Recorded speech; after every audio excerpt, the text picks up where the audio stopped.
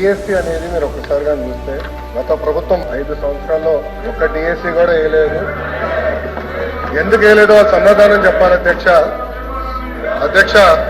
DSC విషయంలో ఒకసారి చూస్తే అధ్యక్ష, ఉపాధ్యాయుల నియామకంలో ఇప్పటికీ 1994 చూస్తే అధ్యక్ష 2,60,194 పోస్టులు భర్తీ చేశాం అధ్యక్ష.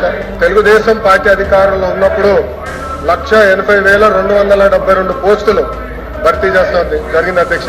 70% టీచర్ పోస్టుల నియామకం ఒక తెలుగుదేశం పార్టీ హయాంలో జరిగిందని గౌరవ సభ్యులు ముందరకు తెలుసుకోవాల్సిన అవసరం ఉంది అధ్యక్ష. మీరు చూస్తే గౌరవ ముఖ్యమంత్రి గారు కానివ్వండి, నేను కూడా మంత్రిగా బాధ్యతలు స్వీకరించినప్పుడు డిఎస్సి పైన తొలి సంతకం పెడతాం జరిగింది అధ్యక్ష. దాంట్లో భాగంగా 2/7/24కి టెట్ నిర్వహిస్తాం జరిగింది. 4,27,000 మంది అప్లై చేశారు. దాంట్లో 3,68,000 మంది అపియర్ అయ్యారు. 1,87,000 మంది క్వాలిఫై అయ్యారు అధ్యక్ష. మీరు చూస్తే 3/10/24 నుంచి 21/10/24 వరకు టెట్ కూడా పూర్తి చేస్తాం జరిగింది అధ్యక్ష.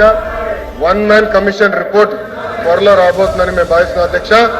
ఎట్టి పరిస్థితుల్లో మార్చి నెలలో డిఎస్సి నోటిఫికేషన్ ఇచ్చే బాధ్యత మన ప్రభుత్వం తీసుకుంటుందని నిరుద్యోగ యువకులకి ఈ సభ సాక్షిగా నేను హామీ ఇస్తాం జరుగుతుంది అధ్యక్ష.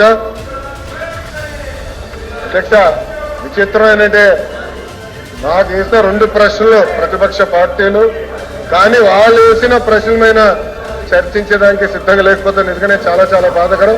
ఇప్పుడన్నా వాస్తవాలు తెలుసుకోవాలని గౌరవ సభ్యుల్ని కోరుతున్నా అధ్యక్ష.